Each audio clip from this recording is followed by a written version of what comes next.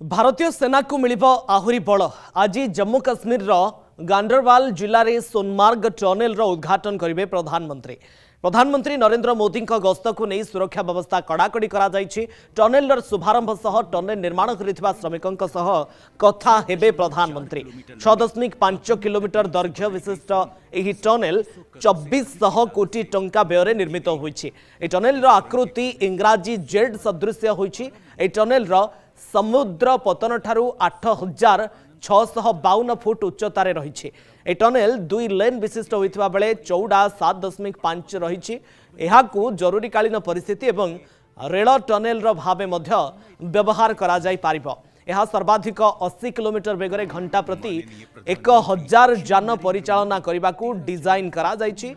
New Austrian tunnelling पद्धति व्यवहार करी टनेल निर्माण करा जायछि। ए टनेल काश्मीर आउ लद्दाख मध्य गमनागमन को आहुरी सुगम करिबो। एही टनेल द्वारा पर्यटन विकास सह भारतीय सेना को मिलिबो नुआ बल, जिससे इन वादियों का अब सर्दियों में भी आनंद उठाया जा सकेगा, जहां एक तरफ बेहतर रोड कनेक्टिविटी से पर्यटन को और भी बढ़ावा मिलेगा। जदि आपंक आम भिडी भल लगा तेब आम चैनल को लाइक, शेयर और सब्सक्राइब करने को जमा भी भूलु नहीं।